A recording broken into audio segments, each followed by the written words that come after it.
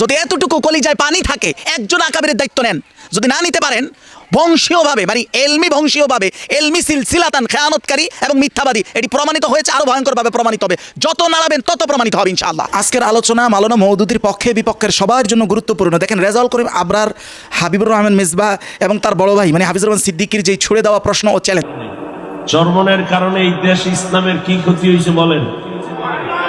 এগুলো সবগুলো নিয়ে আজকে চমৎকার আলোচনা হবে। আজকে আমি চোখে আঙ্গুল দিয়ে দেখাবো এদের মিথ্যাচার এবং ভাওতাবাজিগুলো কোথায় কোথায়।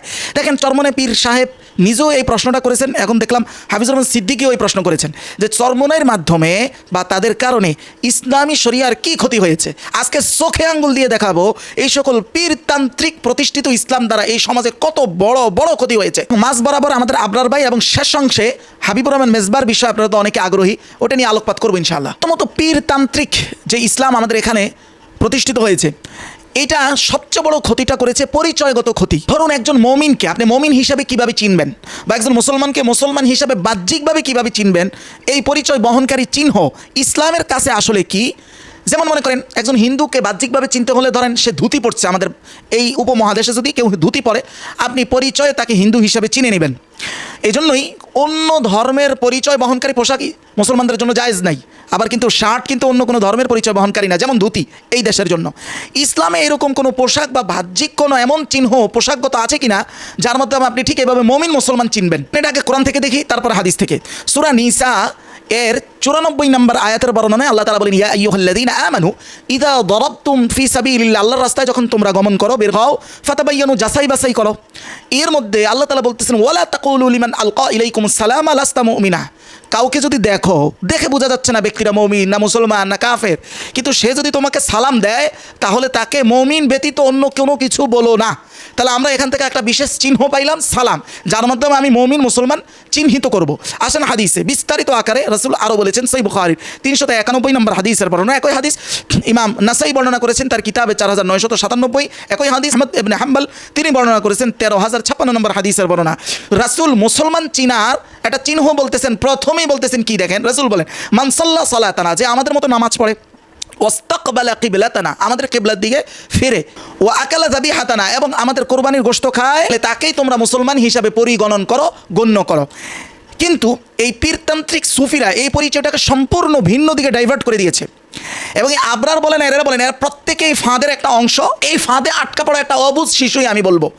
সুফি, এদেরকে সুফি কেন বলা হয় এই পীরতান্ত্রিক লোকদেরকে? কেউ বলে যে সুফি শব্দটা তাসাউফ শব্দ থেকে এসেছে, তাসাউফ তাজকিয়া, এটা ইসলামের একটা বড় অংশ। কিন্তু অনেকেই বলেন যে সুম্মিয়া সুফি বিহাদাল ইসম নিসবাতান ইলা সুফ, এই নামটা তাদেরকে বলা হয় সুফ এর দিকে নিসবত করে, এর দিকে সম্বোধন করে। সুফটা কি? এটা হলো বিভিন্ন ভেড়া বা এই ধরনের যাদের পশম অনেক লম্বা হয়, এইগুলোকে অনেকে সুফ বলে। এগুলোর দ্বারা যে পোশাকগুলো তৈরি হয় এই পোশাকগুলোই এই শ্রেণীর লোকগুলো বেশি পরতো। তো এই পোশাকের মাধ্যমে তাদের ক্যাটাগরিটা চিনা হয়, ওই সুফ থেকে তাদেরকে সুফি বলা হয়। আজকের দিনেও দেখবেন যারা ইসলাম ও মুসলিমকে পরিচয় করা একমাত্র পোশাকের মাধ্যমেই পরিচয় করা, যেটা টেন্ডেন্সি টোটালটা এই পীরতান্ত্রিক লোকদের মাধ্যমে সমাজে প্রতিষ্ঠিত হয়েছে। এবং এটা তারা ক্ষতি কেটে পরে আসতেছি দেখেন। অথচ তারা যেই পোশাকগুলোকে সুন্নাহ বলে, যেমন আমি এই যে রুমাল পরা, জুব্বা পরা, আবায়া পরা, এগুলো কি সুন্নাহ? হ্যাঁ, এগুলো সুন্নাহ। তবে যেগুলো কোন প্রকারের সুন্নাহ, এই সুন্নাহর মর্যাদাগত অবস্থান ইসলামে কি, এটা তারা কখনোই তাদের অন্ধ মুরিদদের কাছে ক্লিয়ার করে না, বা তারাও ঠিকভাবে জানে না। দেখেন আগে এই বিষয়টা একটু তাফসীর থেকে দেখি, তারপরে আমরা কথা সামনে আগাবো ইনশাআল্লাহ। আর তাফসীরুল মানার ও তাফসীরুল বায়ান লিআহকামিল কোরআন, এটা আমি যেই ছাপা থেকে নোট করেছি এ অনুযায়ী 4 নম্বর খণ্ড 1887 নম্বর পৃষ্ঠা, এটা সৌদির ছাপা। স্পষ্ট এখানে অপকটে বলা হচ্ছে যে ফালা ইউজাদু ফিল ইসলাম ইযিকুন ইসাম্মা যিয়াল উলামা, আলেমদের পোশাক বলতে ইসলামে আলাদা কোনো পোশাকই নাই। ওয়ালা লিবাসুন ইউসাম্মা লিবাসুস সালিহিন, সৎ মানুষের পোশাক বলতে ইসলামে আলাদা কোনো পোশাকই নাই। তাহলে আমার এই যে আবায়া, এই যে জুব্বা, এই যে টুপি, এগুলো কোথা থেকে আসলো? বলা হচ্ছে ওয়াকাদ কানা নবী সাল্লাল্লাহু আলাইহি ওয়াসাল্লাম ইয়ালবাস কামা ইয়ালবাস কওমু, রাসূলুল্লাহ তৎকালীন আরবের কাফেরদের যে পোশাকের সংস্কৃতি ছিল, সংস্কৃতির দিক থেকে, যেহেতু এটা ইবাদত না, এটা সংস্কৃতির জায়গা থেকে রাসূলুল্লাহ ওই পোশাকটাই গ্রহণ করেছেন। ভেঙ্গে বলা হয়েছে ইমামাতান, যেমন পাগড়ি, ও ইজারান, এরপরে যেমন লুঙ্গি বা নিচের যে কাপড়গুলো, ও রিদান, এবং বলা হয়েছে চাদর, অরুব্বামা সাউবান ওয়া কামিসান ওয়া জুব্বাতান, এমনকি কাটা কাপড় কমিস ও অথবা জুব্বা যা পরে আমি এখন বসেছি। তাহলে বোঝা গেল এই সুন্নাগুলো কোন ধরনের সুন্না ভাই? সুন্না ইবাদত না, এটা সুন্না আদা বা সংস্কৃতিগত সুন্না, যা ইসলামের একেবারে মৌলিক অংশ নয়। হ্যাঁ, আপনি যদি রাসূলের মহব্বতে এটা সওয়াবের উদ্দেশ্যে পড়েন তাহলে সওয়াব পেতে পারেন, না পড়লে কোনো সমস্যা নেই। তাহলে দেখেন, যেই সুন্না পালন করা না করার পূর্ণ ইচ্ছা, ইখতিয়ার, অধিকার আমার আছে, যেটা সুন্নতে ইবাদতই না, এটা সুন্নতে সংস্কৃতি, এক কথায় সুন্নতে আদা, সেই সুন্নাটা যদি কারো মধ্যে এই পীরতান্ত্রিক লোকগুলো কমতি দেখে, তারা বলে ইসলামী আন্দোলনের জন্য তার কথা বলার কোনো অধিকারই নাই। আপনি ভয়াবহ ফেসিবাদ এবং তাদের একচ্ছত্ব যেই ত্রাস, এটা কি আপনি বুঝতে পারতেছেন? দেখেন, একজন মানুষ পোশাকের যে ফরজ আছে, পোশাকের ফরজ কি? আপনার একজন পুরুষের জন্য হলে নাভি থেকে হাঁটু পর্যন্ত আপনার পোশাক ঢাকা থাকতে হবে পোশাক দিয়ে, এবং সেই পোশাকটা হতে হবে ঢোলা, মানে ঢিল, সেটা টাইট ফিট হতে পারবে না। কেউ যদি শার্ট পরে, প্যান্ট পরে, আর সেটা যদি টাকনুর উপরে হয় এবং সেটা যদি ঢিল হয়, তাহলে ওই ব্যক্তি 100% পোশাকের ফরজ আদায় করতেছে। তাহলে ফরজ আগে না সুন্না আগে? তাও কোন সুন্না? যেটা সুন্না ইবাদত না, যেটা সুন্না আদা, সংস্কৃতিগত সুন্না। যেই ব্যক্তি পোশাকের ফরজ আদায় করতেছে সে বলে তার গায়ে ইসলামী নাই, ফরজ দেখার পরেও। শুধু কোনটার অভাবে? ওই সুন্নার অভাবে, যেই সুন্নাটা সংস্কৃতিগত। তাহলে এইবার মূল প্রশ্নে চলে আসি, যে সমাজে এই পীরতান্ত্রিক এই ধ্যান ধারণা প্রতিষ্ঠিত হওয়ার কারণে সমাজের সবচেয়ে বড় ক্ষতিটা আসলে কোথায় হয়েছে? এইবার এটাতে আসেন। দেখেন, একটা ভয়াবহ বিষয় হলো, সেই জামানা থেকে এই জামানা পর্যন্ত যারা মুনাফিক, প্রকৃত মুনাফিক তাকে বলে না যে শুধু মিথ্যা কথা অভ্যস্ত। প্রত্যেকটা মুনাফিক মিথ্যায় অভ্যস্ত, কিন্তু মিথ্যা অভ্যস্ত হলেই যে সে মুনাফিক, এটা কিন্তু ইসলামের শরিয়া বলে না। প্রকৃত মুনাফিক হলো যে ভিতর থেকে সে জানে সে ইসলামের পক্ষে না, কিন্তু উপর দিয়ে দেখায় যে সে ইসলামের পক্ষে। যেমন সেকুলাররা, সেকুলারদেরকে এই পীরতান্ত্রিক, আমি কি সভ্য বলবো না অসভ্য বলবো আপনারাই বলেন, এরা কখনো এদেরকে ডাইরেক্ট মুনাফিক বলার সাহস কখনোই পায় না, বরং তারা ইনে বিনা বলে এই লোকটা অমুক লোকটা মুনাফিক টাইপ না। চিন্তা করেন এলেমের দৌলিয়াত তো এদের কত ভয়াবহ। তো দেখেন, আল্লাহ তাআলা সূরা বাকারার 14 নম্বর আয়াতে এদের চরিত্র বলতেছেন। কাদের? এই প্রকৃত মুনাফিক যারা, যেমন আমাদের দেশের সেকুলার, যারা আসলে ধর্ম নিরপেক্ষতায় বিশ্বাসী, কিন্তু ভোটের সময় তারা কি করে? আপনি কোরআনে এদের মৌলিক চরিত্রটা দেখেন। আল্লাহ বলেন, ওয়াইযা লাকুল্লাযীনা আমানু ক্বালু আমান্না। এই লোকগুলো যখনই মুমিনের সাথে সাক্ষাৎ করবে তারা বলবে ক্বালু আমান্না, আমরা তো তোমাদের মতো ঈমানদার, আমরাও ঈমান আনছি, আমরাও মুসলমান, মানে তোমাদের শ্রেণীভুক্ত নিজেদেরকে দেখানোর চেষ্টা করবে। ওয়াইযা খালাউ ইলা শায়াতিনহিম, আর যখন তাদের নিজের এজেন্ট শয়তানদের সাথে একত্রিত হবে, ক্বালু, তারা বলবে ইন্না মাআকুম, আরে আমরা তো তোমাদেরই এজেন্ট, তোমাদের লোক, তবে মুসলমানদের সামনে যেই রূপ দেখাইতেছি, ইন্নামা নাহনু মুস্তাহজিউন, এটা হলো আমাদের একটা ক্যাম্পেইন, এটা আমরা ঠাট্টা করতেছি, এটা হলো বোকাগুলোকে ধোকা দিয়ে এটা একটা ভোট নেওয়ার একটা পলিসি। এবার আসেন মূল ক্ষতিটা কোন জায়গায় হয়েছে। ঠিক দেখবেন, এই জামানের সেকুলাররাও ভোটের সময় আসলে নিজেদেরকে নিজেদের মুসলমানিত্ব মমিন হওয়ার প্রমাণ দেওয়ার চেষ্টা করে, কি করে না করে, কিন্তু সেই প্রমাণটা তারা খুব সহজেই দিতে পারে। কিভাবে? সেটা হলো তারা এই সময়টা এসে একটা টুপি পরে নিবে, একটা পাঞ্জাবি পরে নিবে, মিষ্টি মিষ্টি কয়েকটা কথা বলবে, বাস তার মুসলমানিত্ব প্রমাণ দেওয়া হয়ে গেল। এই যে টুপি পরে, পোশাক পরে 1 সেকেন্ডের মাঝে নিজের অবস্থান পরিবর্তন করার এই সুযোগটা, এই টেন্ডেন্সিটা সমাজ যেটাকে গ্রহণ করে, এই গ্রহণীয় করে সমাজকে এটা খাওয়াইছে কারা? এই পীরতান্ত্রিক লোকগুলো। অথচ রাসূলুল্লাহ সাল্লাল্লাহু আলাইহি ওয়াসাল্লাম হাদিসে কি বললেন? যে সহিহ বুখারী 391 নম্বর হাদিস, যে 1 নম্বরে একজন মুসলমান কিনা, মুসলমানিত্বের প্রমাণ দেওয়ার জন্য 1 নম্বরে দেখতে হবে মান সাল্লা সালাতানা, সে আমাদের মতো নামাজ পড়ে কিনা। আপনি দেখেন, মুনাফিকের জন্য টুপি পরা এটা খুব সহজ বিষয়, পাঞ্জাবি পরা আরও সহজ বিষয়, কিন্তু একজন মুনাফিকের জন্য সবচেয়ে কঠিন হলো নামাজ। আর রাসূলুল্লাহ মূলত মুসলমান চিনার 1 নাম্বার ক্রাইটেরিয়াই বলেছিলেন নামাজের কথা, আর এই নামাজের জায়গায় পীরতান্ত্রিক লোকগুলো নিয়ে আসছে পোশাক, টুপি, এগুলো। দেখেন, আল্লাহ নিজে বলতেছেন, ওয়াইযা কামু ইলাস সালাতি কামু কুসালা ইউরাউনান নাস ওয়া লা ইয়াযকুরুনাল্লাহা ইল্লা কালিলা, যে এরা যখন নামাজে দাঁড়ায়, এরা নামাজে খুব অলসভাবে দাঁড়ায়, কারণ নামাজ তাদের উদ্দেশ্যই না। ইউরাউনান নাস, কিন্তু যেহেতু নবী আকরাম সাল্লাল্লাহু আলাইহি সাল্লামের জামানায় পোশাক দিয়ে ইসলাম চিহ্নিত হইতো না, নামাজ দিয়েই হইতো, বাধ্য হয়ে তারা লোক দেখানোর জন্য হলো নামাজে দাঁড়াইতে বাধ্য হইতো, যেই বাধ্য আজকে সেকুলাররা হয় না এই পীরতান্ত্রিক অসভ্য লোকগুলোর কারণে। এবং কয়েকটা মিষ্টি ইসলামের পক্ষে কথা বললে মানুষ ভুলে যায় যে আরে ভাই আমার নেতা তো ভালো ইসলামিক, এই যে মানুষ এইভাবে গ্রহণ করতেছে।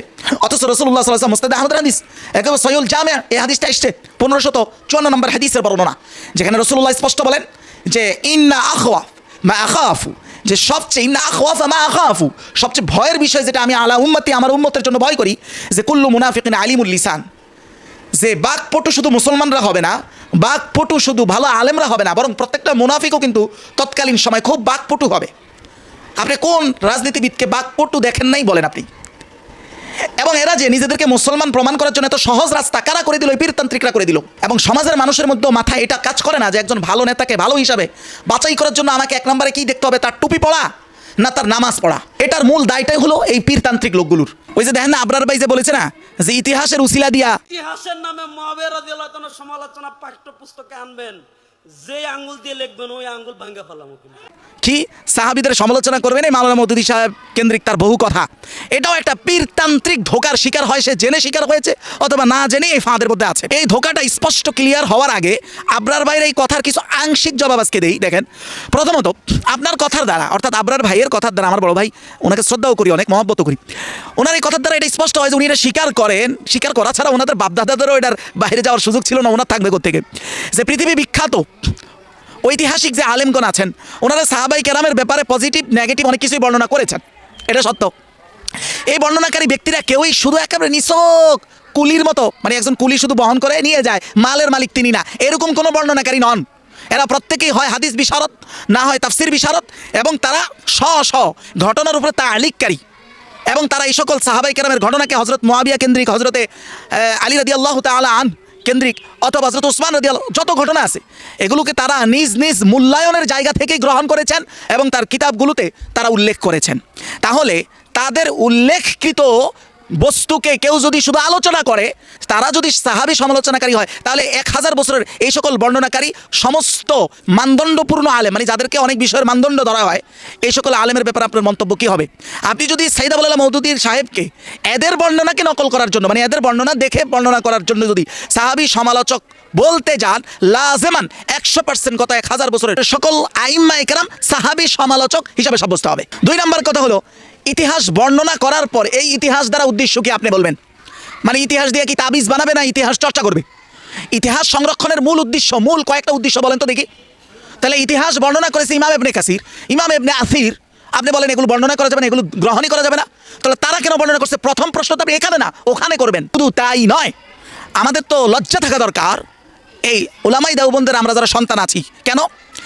হযরতে মুআবিয়া রাদিয়াল্লাহু তাআলার ব্যাপারে আমি 100% চ্যালেঞ্জ করছি যে আমার আকাবিররা যদি সাইদ আবুল আলা মওদুদীর সম অথবা তার চাইতে বেশি কিছু লেখা আমি না দেখাইতে পারি, যা হযরতে মুআবিয়ার ক্ষেত্রে, যা হযরতে মুআবিয়া রাদিয়াল্লাহু তাআলার ক্ষেত্রে আমার আকাবিররা লিখেছেন। শুধু তাই না, যেই সকল কিতাব পড়ে, যেই সকল কিতাবের উপর যেই কারিকুলাম সৃষ্টি করা হয়েছে, যেই কারিকুলাম থেকে আমার মতো আপনার মতো ছোট্ট মৌলবীগুলো তৈরি হয়েছে, ওই সব কারিকুলামের কিতাবগুলোতে কি লেখা আছে তার কিছু স্যাম্পল শুধু আজকে দেখাই। দেখেন, এই কিতাব না পড়ে এই আবরারের মতো ব্যক্তি আলেম হয় নাই। তারিখ-ই মিল্লাত, এই কিতাবটা দেওবন্দের সিলেবাসভুক্ত কিতাব, লিখেছেন কে? হযরত জাইনুল আবদিন মিরাঠি, যিনি দেওবন্দি না শুধু দেওবন্দের শিক্ষক।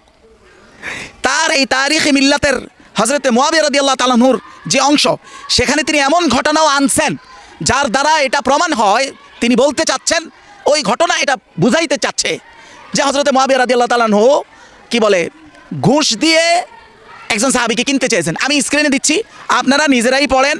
এখানে 30 নম্বর পৃষ্ঠা উর্দু কিতাবের 40 থেকে 41, আগে উর্দু কিতাব থেকে আমরা দেখাইছি, হয়তো যারা দীর্ঘদিন ধরে আলোচনা দেখেন তারা দেখেছেন। আমি আবার একটু পড়ি, সামনে আরও অনেক কিছু নতুন তথ্য আছে। দেখেন, হযরতে মুআবিয়া রাদিয়াল্লাহু তাআলা একটা কাজের ব্যাপারে হযরতে ইবনে ওমর রাদিয়াল্লাহু তাআলা আনহুর কাছে পাঠাইছেন, যেই দূত অথবা বার্তাবাহককে পাঠাইছেন, সাথে 1 লাখ দিরহাম পেশ করেন। দেখেন লেখা, মার্ক করা আছে। হযরতে ইবনে ওমর রাজকীয় উপঢৌকন মনে করে তা গ্রহণ করেন। এরপর দূত মানে বার্তাবাহক যখন উদ্দেশ্য প্রকাশ করলেন, মানে এই টাকাটা শুধু একটা উপঢৌকন না, একটা উদ্দেশ্য দেওয়া হয়েছে। কে দিয়েছেন? হযরতে মুআবিয়া। কাকে দিয়েছেন? হযরতে ইবনে ওমর রাদিয়াল্লাহু তাআলা আনহুকে। উদ্দেশ্য শোনার পরে ইবনে ওমর রাদিয়াল্লাহু তাআলা বলতেছেন, আমার দিনদারিত্ব, আমার দিন এত সস্তা নয় যে তাহা 1 লাখ দিরহামের বিনিময়ে বিক্রি করে দিব। এটা উর্দুতে লেখছে 1 লাখ দিরহামে বিক সাকে, মানে আমার ইমান এত সস্তা নয় যে আমি 1 লাখ টাকা দিয়ে এটা বিক্রি করে দিব। আচ্ছা, এই কথার অর্থ কি উঠে? কাউকে যদি আপনি ক্রয় করতে চান টাকার বিনিময়ে, তার মানে এটাকে আমাদের সামাজিক ভাষায় কি বলে? ঘুষ দেওয়া বলে না। এটা হচ্ছে আমার এই ভাইয়ের, আমার আকাবিরদের লেখা, যেগুলো পড়ে, যাদের কিতাব পড়ে সে মৌলবী হয়েছে। দেখেন কি লেখে, এখন মুআবিয়া রাদিয়াল্লাহু তাআলা আনহু বিরোধের পতাকা সমুন্নত রেখেছেন, অথচ তিনি প্রাথমিককালে অগ্রদলের মধ্যে গণ্য নন এবং তিনি নিজ জীবনে ইসলামের কোনো নিষ্ঠাপূর্ণ সেবাও করেননি। এটা আপনারা আকাবিরের লেখা, আমার আকাবিরের লেখা। নিজ জীবনে ইসলামের কোনো নিষ্ঠাপূর্ণ সেবাও করেননি। এতে লজ্জা থাকা উচিত তো ভাই। দেখেন, এবং তিনি তার পিতা ও তার পরিবার সর্বদা আল্লাহ তার রাসূল এবং মুসলমানদের শত্রু ছিলেন, এটা মানে তার পরিবারের কথা বলতেছে আর কি। আচ্ছা, তিনি বাধ্য হয়ে ইসলামের গণ্ডিতে প্রবেশ করেন। আমার এবং তার আকাবির এটাও স্বীকার করে নাই যে তিনি স্বাচ্ছন্দ্যে ইসলামে প্রবেশ করেছেন, বাধ্য হয়ে। যেন বলতে চাচ্ছেন হযরতে মুআবিয়া রাদিয়াল্লাহু, আমরা যাকে সাহাবী মানি, আমার আকাবির লেখা দ্বারা এটা ফুটে উঠতেছে যেন হযরতে মুআবিয়া রাদিয়াল্লাহু তাআলা ইসলাম গ্রহণটাও একটা ক্রাইসিসের মধ্যে দিয়ে হয়েছে, যেন এটা তার অন্তর থেকে ছিল না। তাহলে আমাদের এই আকাবিরদের সন্তানদের তো লজ্জা থাকা উচিত, এতটা নির্লজ্জ বেহায়া এইটা মানানসই না ভাই, যারা এগুলো সব গোপন রেখে পড়েছে হলো সাইদ আবুল আলা মওদুদীর বিরুদ্ধে। আমরা ইনশাআল্লাহ একেবারে পেটে পাড়া দিয়ে মাওলানা মওদুদীর বিদ্বেষ বের করে দিব ইনশাআল্লাহ। আপনার মতো আবরার ভাই, আমার শ্রদ্ধেয় ভাই, বেশি না একজন আকাবিরের দায়িত্ব নেন না ভাই, শুধু একজন হোসাইন আহমদ মাদানী রাহিমাহুল্লাহ, আমার দাদা ওনার খলিফা, আল্লাহ ওনাকে বেহেশতের উচ্চ মাকাম দান করুক। আমরা চাই না তাদের এই দেখানো ভুল পথকে আরও আমরা চর্চা করি আর কবরে ওনারা আরও বেশি সংকীর্ণতায় পড়ুক, আমরাই ওনাদের সঠিক সন্তান। আর এরা হচ্ছে সব সুবিধাবাদী। শুধু আপনি একটু দায়িত্ব নেন না, আপনি যে এত লম্বা লম্বা কথা বলেন হযরত, শুধু আপনার সাথে আমি একা মোবাহালার চ্যালেঞ্জ করলাম যে হোসাইন আহমদ মাদানী সাইদ আবুল আলা মওদুদীর ব্যাপারে ইচ্ছায় বা অনিচ্ছায় কোনোদিন কোনো বিকৃত উপস্থাপনা বা মিথ্যা বলে নাই। আসেন, ওপেন চ্যালেঞ্জ, আপনি অনলাইনে বলেন, অফলাইনে আসেন, আমি মোবাহালা আপনারা অনেকে বুঝেরও না, মোবাহালা হচ্ছে একটা কসম। উনি ওনার দাবির উপরে কসম করবে, আমি আমার দাবির উপরে কসম করব, এবং এটা আল্লাহ কর্তৃক আয়াত দ্বারা সাব্যস্ত নিয়ম। যদি এতটুকু কলিজায় পানি থাকে, একজন আকাবিরের দায়িত্ব নেন।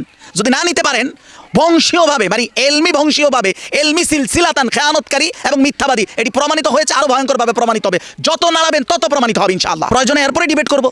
আর আরেকটা কথা হচ্ছে, এরা যেই ডিবেটের কথা বলে ভাই, নির্দিষ্ট সময় নির্ধারণ করে যেই ডিবেটের কথা তারা বলে, এটা কোনো ইসলামে এই ধরনের নির্দিষ্ট ডিবেটের কোনো মূলনীতি নাই, অর্থাৎ এইভাবেই করতে হবে এমন নাই।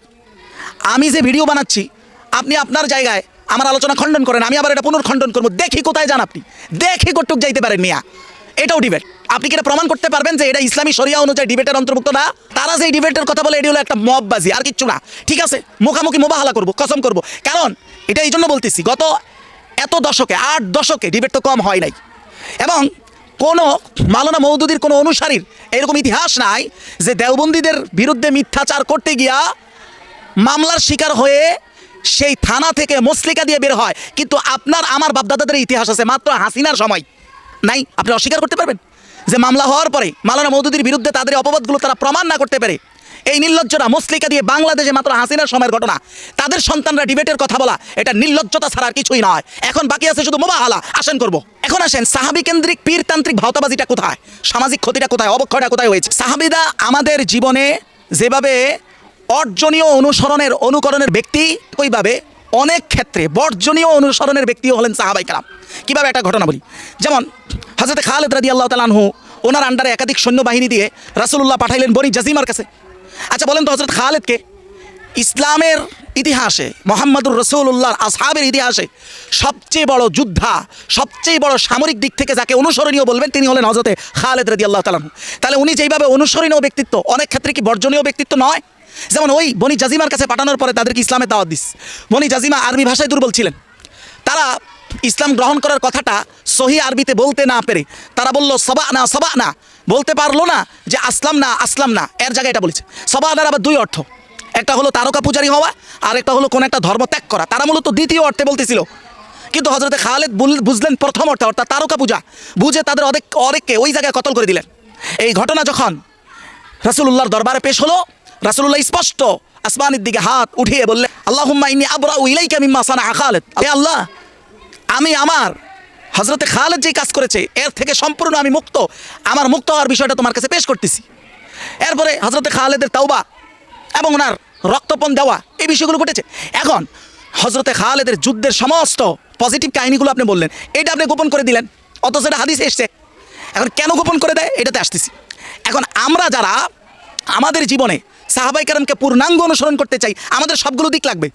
অর্থাৎ সাহাবায়ে কেরাম যেখানে সঠিক সিদ্ধান্ত নিতে পেরেছেন, সেখানে আমাদের জন্য অর্জনীয় শিক্ষা আছে। আর যেখানে ওনাদের ইজতিহাদি ভুল, আর ইজতিহাদি ভুল কাকে বলে, যেটা ইসলামী শরিয়া শুধু সাহাবায়ে কেরামের ক্ষেত্রে না, নবীদের ক্ষেত্রেও হতে পারে বলে, শুধু পার্থক্য হলো নবীদের ক্ষেত্রে ওহী দ্বারা সেটা সাথে সাথে সংশোধিত হয়ে যাবে, কিন্তু অন্য কারো ক্ষেত্রে সংশোধনের কোনো ওয়াদা নাই।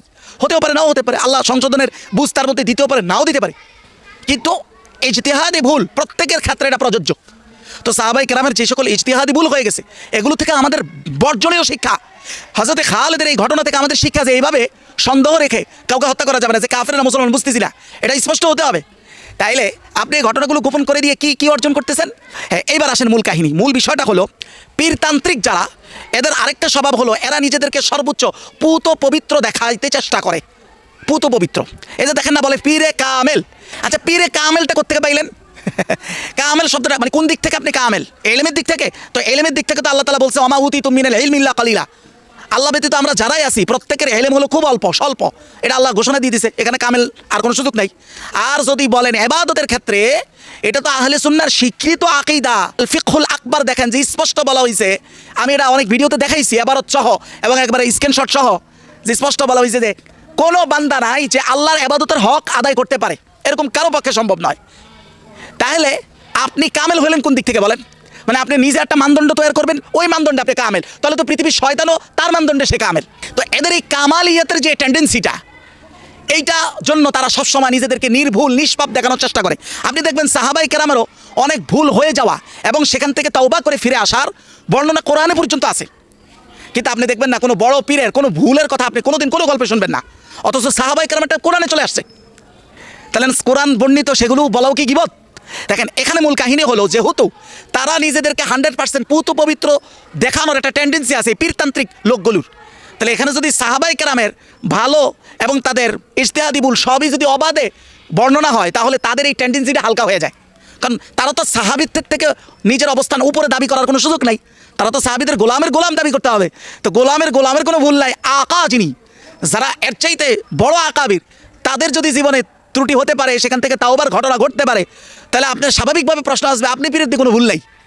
এটাও আরেকটা ফাঁদ, যেটার জন্য তারা চায় সাহাবাই কেরামের এই জীবনের কিছু নির্দিষ্ট অংশই সমাজ জানুক, বাকিগুলো না জানুক। এখন এটার সামাজিক ক্ষতিটা তাহলে কি? সামাজিক সবচেয়ে বড় অবক্ষয় বা ক্ষতিটা হলো, সমাজ আপনার থেকে এখন কি চায়? মানে ধরেন আপনি একটা ইসলামিক দল, সমাজ চায় যে আপনাদের মতো কোনো গুনাহ, কোনো পদস্খলন, কোনো কিছু হতে পারবে না। কারণ সমাজের ব্রেনে দেওয়া হয়েছে সাহাবাই কেরামের জামাত এমন একটা জামাত ছিল যাদের কোনোদিন কোনো ভুলেও কোনো মনে হয় ভুল হয় না, নিষ্পাপ। তো তারাও ঠিক তাদের অনুসরণে যারা ইসলাম কায়েম করতে চায় তাদেরকে এইভাবে নিষ্পাপ চায়। যখনই কোনো এদের মধ্য থেকে কারো কোনো ভুল ভ্রান্তি হয়ে যায়, তখন তারা বলে আরে তোমরা তো অনুপযুক্ত। এটা কেন আসছে? এই টেন্ডেন্সিটা কেন আসছে? অথচ সমাজের টেন্ডেন্সি থাকার দরকার ছিল রাসূলুল্লাহ হাদিসে যেটা বলেছেন, রাসূল বলেন কল্লু সব কল্লু বনি আদম খাতাউন, সকল বনি আদমের ভুল আছে, তবে ভুলটা আসল না, ন্যাচারালি এটা হতে পারে। বনি আদমের ভুল না হওয়াটা হলো কৃত্রিম, এটা ন্যাচারাল না, ভুল হওয়াটা হলো ন্যাচারাল। কিন্তু আমাদেরকে দেখতে হবে কোনটা। রাসূল বলেন তো খায়রুল খাত্তাইনা তাওয়াবুন, ভুল হওয়ার পরে তারা অনুশোচিত কিনা, ফিরে আসতেছে কিনা, এটা হলো মূল। অ্যাকশন হইতেছে কিনা, ইসলামে এটা হলো মূল। ইসলাম এটা চায় না যে তোমাদের ভুল হবে না, ইসলাম চায় ভুল হওয়ার পরে করছোটা কি। তাহলে দেখেন কিছুদিন আগে বাংলাদেশ জামায়াত ইসলামের একজন এমপি প্রার্থীর যে ঘটনা, এই ঘটনা এখন আমাদের কাছে স্পষ্ট না। তার বড় স্ত্রীও বলেছিল যে এটা তার দ্বিতীয় স্ত্রী, ঠিক আছে, বিয়ে গোপনে করছে। তো বিয়ে গোপনে তো আমাদের মামুনুল হক সাহেবও করেছিলেন। এটা ইসলামের শরিয়া এত বড় কোনো আপদ না, হ্যাঁ সামাজিকভাবে আপদ। তো এই ঘটনা যেভাবেই যা উঠছে, সে যে ষড়যন্ত্রের শিকার সেটা কিন্তু দেশবাসী অনেকেই বুঝছে। হ্যাঁ তার গাফলত ছিল, তারও কিছু হয়তো দোষ ছিল, কিন্তু জামায়াত ইসলাম এটার অ্যাকশন নিচ্ছে 100%। তাহলে খায়রুল খাত্তাইনা তাওয়াবুন, অ্যাকশন নেওয়া হচ্ছে কি না, এটা হচ্ছে মূল। কিন্তু এটাকে নিয়ে আসলো কোন জায়গায়, যে ভুলই হতে পারবে না। কেন এটা আসছে? ওই যে সাহাবাই কেরামের জীবনটাকে ফেরেশতাদের মতো নিষ্পাপ নির্ভুল তারা দেখাইছে। আর যখনই এই ইজতিহাদি বা সিদ্ধান্তগত ভুল এগুলো চর্চা করলে তারা বলে যে সমালোচনা। আরে ভাই, গীবত বা সমালোচনা যেই মূলনীতিতে আপনার ক্ষেত্রে গীবত হবে, সাহাবাই কেরামের ক্ষেত্রেও হবে। আর যেই মূলনীতিতে আপনারটা গীবত হবে না, সেই মূলনীতিতে সাহাবাই কেরামেরটাও গীবত হবে না। মূলনীতি এখানে সাহাবীদের সাথে আমাদের কোনো চেঞ্জ নাই। এখন আমরা বলি যে গীবত 3 কারণে জায়েজ, এই মৌলবীরা দেখবেন বলে, এবং এটা সহি। যেমন আপনি কোনো কাউকে সতর্ক করার জন্য ইনফরমেশন দেওয়া, এটা যদি গীবতের মতো হয় জায়েজ, তাহলে তো গোয়েন্দাদের সকল তথ্য গীবত হয়ে যাবে। 3 নাম্বার হলো কোনো শিক্ষা গ্রহণের জন্য আলোচনা করা, পর্যালোচনা করা, এটা সমালোচনা নয়, এটা গীবত নয়। যদিও এটা সূরাতান, দেখতে গীবত, কিন্তু এটা গীবতের অন্তর্ভুক্ত নয়। এখন হযরতে খালিদ রাদিয়াল্লাহু তাআলা আনহুর যে ঘটনাটা মাত্র বললাম, তার হাতে এতগুলো মুসলমান, যারা মুসলমান হওয়ার পরেও হত্যা হয়েছে, রাসূলুল্লাহ এটার জন্য আল্লাহর কাছে ক্ষমা চেয়েছেন। এই ঘটনাটা যদি আপনি হযরতে খালিদের বিরুদ্ধে বিদ্বেষ নিয়ে বলেন, তাহলে গীবত। কিন্তু আপনি এখান থেকে প্রাপ্ত শিক্ষাকে সামনে আনার জন্য যদি বলেন, তাহলে এটা গীবত নয়। এটা আপনার ক্ষেত্রেরটা হলেও গীবত নয়, সাহাবাই কেরামের ক্ষেত্রেরটা হলেও গীবত নয়, কিন্তু তারা আমভাবে সবগুলোকে গীবত বলে দেয়। তাহলে এটা যদি গীবত হয়, তোমার বাপদাদারা তাহলে কি করেছে? এটার দ্বারা তাদের ওই পীরতান্ত্রিক সুবিধা, তারা সবসময় প্রশ্নের ঊর্ধ্বে থাকে। কারা? এই পীররা। এরা যেই তাজকিয়ার কথা বলে, এর সবচেয়ে উৎকৃষ্ট তাজকিয়া চর্চা হয় জামায়াত ইসলামে। কিভাবে বলে কিভাবে? দেখেন তাজকিয়া কি, আপনি গুনাহ করছেন কিনা, আপনি ভালো কাজগুলো করতেছেন কিনা, গুনাহ থেকে মুক্ত থাকতেছেন কিনা, এই বিষয়গুলোকে ইসলাহ করা। জামায়াত এগুলো একেবারে ধরে ধরে ধরে ধরে ব্যক্তিকে করে এবং জোনে জোনে বিভক্ত করে, গ্রুপে গ্রুপে বিভক্ত করে। সবচেয়ে পার্থক্যটা কি জানেন? যে খেলাফতের জামানায় হযরত ওমর রাদিয়াল্লাহু তাআলা খলিফা, পীরদের খেলাফত বা পীরদের যেই বায়াত আমরা নেই এটা হলো মুস্তাহাব, কেউ থাকলে চ্যালেঞ্জ করেন, এটা মুস্তাহাব। কিন্তু খলিফা, রাষ্ট্রীয় খলিফার বায়াত নেওয়া হলো ওয়াজিব। তাইলে রাষ্ট্রীয় খলিফার বায়াতে থাকা ব্যক্তি স্বয়ং রাষ্ট্রীয় খলিফাকে ইসলাহ করতেছে যে আপনার জামা লম্বা কেন এটা বলেন। কিন্তু আপনি দেখবেন এই পীররা মুরিদকে ইসলাহ করে, কিন্তু মুরিদ পীরকে ইসলাহ করতে পারে না। কিন্তু সবচেয়ে সুন্দর কথা হলো জামায়াত ইসলাম একজন নেতা যেভাবে কর্মীকে ইসলাহ করে, কর্মীরাও নেতাকে ইসলাহ করতে পারে। আমিরে জামাত তার যদি 3 ওয়াক্তের বেশি জামাত মিস হয়, নামাজের জামাত, তাহলে যে কোনো কর্মী তার মজলিসে তাকে প্রশ্ন করার অধিকার রাখে যে আপনার 3 ওয়াক্তের বেশি জামাত কেন ছুটলো। এটা কিন্তু সরমনের পীরের কোনো মুরিদ তাকে প্রশ্ন করার কোনো সুযোগ নেই। এই যে তাদের টেন্ডেন্সি, এটার জন্যই তারা এই সাহাবী কেন্দ্রিক ব্যাপারটাকে এইভাবে আনছে। সাইয়েদ আবদুল্লাহ মওদুদী আসলে কি বলেছেন? খেলাফত মুলুকিয়াত কিতাবটা আসলে কি? কিতাবটা মূলতই হলো কিভাবে আল্লাহর রাসূলের খেলাফত থেকে রাজতন্ত্রের দিকে আমরা ঢুকলাম এটা দেখানো। এখন এখান থেকে যে প্রাপ্ত শিক্ষা, ওনার কিতাব দ্বারা যে শিক্ষাটাই উদ্দেশ্য, সাহাবায়ে কেরামের সমালোচনার উদ্দেশ্য নয়। এটা সবচেয়ে বড় প্রমাণটা কি বলেন? সমস্ত রাজতন্ত্র আছে আমাদের কওমি এবং পীরতান্ত্রিক ব্যক্তিদের মধ্যে, এটা জামায়াতের মধ্যে নাই। আসেন এটা আমি বুঝাইতেছি। দেখেন ইমাম সুয়ুতি কি বলে, দেখেন ইমাম সুয়ুতি আল খুলাফা তার এই কিতাবের মধ্যে স্পষ্ট তিনি মুগীরা বিন শুয়বার একটা ঘটনা আনছেন যে ফাইন্নাহু কানা আমিল মুআবিয়া আলাল কুফা। হযরত মুগীরা রাদিয়াল্লাহু তাআলা উনি ছিলেন হযরত মুআবিয়ার পক্ষ থেকে কুফার একজন গভর্নর। হযরত মুআবিয়া রাদিয়াল্লাহু তাআলা ওনার কাছে চিঠি লিখলেন, লিখে বলেন ইজা ক্বারাতা কিতাবি, যখন তুমি চিঠি পড়বে তফা আকাবিল মাযুলান, তখন আমার কাছে তুমি চলে আসো, মানে গভর্নরগিরি ছেড়ে দিয়ে, অর্থাৎ মাযুল হয়ে, পদচ্যুত হয়ে। কিন্তু তিনি আসতে একটু দেরি করলেন। দেরি করার পরে হযরত মুআবিয়া জিজ্ঞাসা করলেন যে তুমি কেন দেরি করেছো? বলছে একটা কারণে, একটা বিষয় নিয়ে আমি সিদ্ধান্ত নিয়েছি, এই জন্য আমার দেরি হয়েছে। বলছে মা হুয়া, ওই সিদ্ধান্তটা কি? ক্বালা, তিনি বললেন আল বাইআতু লিয়াজিদ মিন বাদিক, যে আমি চিন্তা করছি আপনার পরে আপনার ছেলে ইয়াজিদকেই বায়াতের জন্য রাষ্ট্রপ্রধান হিসাবে আমি নির্বাচন করলাম। এটা শোনার সাথে সাথে হযরত মুআবিয়া বললেন যে ঠিক আছে, তাহলে তোমার পদ বহাল রইল। এটা কে বর্ণনা করছেন? ইমাম সুয়ুতি। এরপরে বলা হচ্ছে তিনি যখন ফিরে আসলেন তখন তিনি এমন একটা কথা বললেন যে হযরত মুআবিয়া রাদিয়াল্লাহু তাআলাকে আমি এমনভাবে বিপদগ্রস্ত করলাম যে এই বিপদ থেকে উনি কিয়ামত পর্যন্ত বের হইতে পারবে না। আপনি পড়ে দেখেন, আমি সময়ের অভাবে সবগুলো আবার পড়তেছি না। হযরত হাসান বসরি রাহমাতুল্লাহ আলাইহি তিনি স্পষ্ট বলতেছেন ওয়ালাউলা যালিক, যদি এই ঘটনা না ঘটতো তাহলে লাকানাত শুরা ইলা ইয়াউমিল কিয়ামা, তাহলে খেলাফতের যে শুরা সিস্টেম এটাই কিয়ামত পর্যন্ত থাকতো, রাজতন্ত্রের দিকে হয়তো যাইতো না। আচ্ছা, এরপরে ইবনে সিরিনের বর্ণনা হযরত মুআবিয়ার ক্ষেত্রে, যে হযরত মুআবিয়া রাদিয়াল্লাহু তাআলাকে বলা হলো যে উম্মতের ব্যাপারে আপনি আল্লাহকে স্মরণ করুন যে কাকে আপনি স্থলাভিষিক্ত করেছেন। তো তিনি বলতেছেন যে আমি তো যা বলার নসিহত করার বলেই দিয়েছি, তাদের সন্তান আমার সন্তান ছাড়া তো আর কেউ খেলাফতের জন্য বাকি নাই। ওয়া ইবনি আহাক, আর আমি মনে করি আমার ছেলে সবচাইতে উপযুক্ত। এখন দেখেন মূল কথা যেটা, রাসূলুল্লাহ মুস্তাদে আহমদের একটা হাদিস নাম্বার হলো 7912 নম্বর হাদিস, যেখানে এই মুলুকিয়াতের কথা বলেছেন। রাসূল বলেন আমার পরে এই খেলাফা আলা মিনহাজি নবুওয়া, খেলাফত থাকবে 30 বছর। তারপরে ইয়া রাসূলুল্লাহ কি আসবে? বলে কামড়া কামড়ি রাজতন্ত্র। তারপরে রাসূলুল্লাহ কি আসবে? রাসূলুল্লাহ বলেন তারপরে এটা যতদিন আল্লাহ চাইবে থাকবে। তারপরে আসবে মুলকান জাবারিকান, এক বিভীষিকাময় অত্যাচারী রাজত্ব। তারপরে কি আসবে? এরপরে রাসূল বলেন আবার খেলাফত আসবে। আমরা আছি তার 3 নম্বরটায়, মানে রাসূলের পরে 30 বছরের খেলাফত শেষ, তারপরে মুলুকিয়াত অর্থাৎ রাজতন্ত্র, যেটাকে রাসূল বলেন কামড়া কামড়ি রাজতন্ত্র। আচ্ছা বলেন তো কোনো অবস্থা কি রাতারাতি পরিবর্তন হয়, না কারো মাধ্যমে ধীরে ধীরে পরিবর্তন হয়? এই ধীরে ধীরে খেলাফত থেকে মুলুকিয়াত বা রাজতন্ত্রে কনভার্ট হয়েছে হযরত মুআবিয়া রাদিয়াল্লাহু তাআলা আনহু ওনার ইজতিহাদি ভুলের মাধ্যমে। আর এটাই মূলত ইমাম সুয়ুতি বর্ণনা করেছেন। এটাকে বুঝাইতেই এই আপনার মাওলানা মওদুদী সাহেব এই কিতাবটা লিখেছেন যে কীভাবে খেলাফত থেকে মুলুকিয়াতে ট্রান্সফার হইল। এই জন্যই দেখবেন জামায়াত ইসলামের মধ্যে তারা এই কিতাবকে যে আসলে শিক্ষার জায়গা থেকে, সাহাবার সমালোচনার জায়গা থেকে নেয় নাই, এটা সবচেয়ে বড় প্রমাণ হলো খেলাফতের অনেক চিহ্ন যতটা জামায়াতের মধ্যে আছে আর কার মধ্যে নেই। আপনি দেখবেন না জামায়াত এখনও শুরু থেকে এখন পর্যন্ত প্রতিষ্ঠা লগ্ন থেকে শুরার বিষয়টা যতটা গুরুত্বের সাথে গ্রহণ করতে পারছে আর কেউ করতে পারে নাই। আপনি আমাদের মধ্যে যত বিচ্ছিন্নতা রাজনৈতিক এবং প্রাতিষ্ঠানিক, দারুল উলুম দেওবন্দ অল্প দিনের মধ্যে ভাগ ভাগ হয় নাই, আলাদা এখান থেকে ওলামায়ে কেরাম বের হয়ে মাদ্রাসা করে নাই। হ্যাঁ, কোনো শুরা দ্বারা এটা শুরা হলো না, কারণ তাদের মধ্যে রাজতান্ত্রিক যে চেতনা এটা শুরার চেতনার চাইতে অনেক বেশি। যদিও তারা মুখে শুরাকে স্বীকার করে, শুরার চেতনার চাইতে রাজতান্ত্রিক চেতনা অনেক বেশি। এই জন্য এখন আপনারা 7 দল যে মাত্র মিললেন শুরার মাধ্যমে, এটা সুসংগঠিত হইল না। কেন হয় নাই? কারণ রাজতান্ত্রিক প্রভাব, পীরতান্ত্রিক প্রভাব এদের মধ্যে অনেক বেশি, শুরার প্রভাব এর চাইতেও। আর মাওলানা মওদুদী সাহেব এটা তাদেরকে জামায়াত ইসলামকে দেখাইতে পারছেন সাহাবাই কেরামের ইতিহাস থেকে, এই জন্য তারা এটা শিক্ষার জায়গা থেকে গ্রহণ করেছেন বিদায় তাদের দলের মধ্যে এটার সম্পূর্ণ প্রতিফলন আছে, যার সেই ভাগও আপনারা আমার দলের মধ্যে নাই। আর আমাদের যে মেজবা ভাই তার ব্যাপারে যেটা আলোকপাত করা ছিল সেটা এতটুকুই করবো। দেখেন এই পীরদের এতটুকু ইসলাম পর্যন্ত নাই, এত দুষ্ট। রাসূলুল্লাহ একটা হাদিস স্মরণ করে দেয়, তুযহিরি শামাতাত আলি আখিক, তোমার ভাইয়ের কোনো দুঃখ দেখে তুমি খুশি হয়ে যাও না, কারণ রাহমাহুল্লাহ হতে পারে কিছুদিন পরে আল্লাহ তার প্রতি রহম করবেন, আর তুমি যেটা দেখে খুশি হয়েছো ওটাতে তোমাকে ফেলাই দিবেন। আজকে হাদিসটা দেখেন, কয়েকদিন আগে জামায়াতের এমপি সাহেবের এই ঘটনাতে কিভাবে তারা মুখ খোলা শুরু করছে। এই পীরগুলো এক একটা গোল গোল পীর, এদের মুখের অবস্থা দেখেন যে আল্লাহর শাস্তি শুরু হয়ে গেছে, মুনাফিকদের শাস্তি শুরু হয়ে গেছে।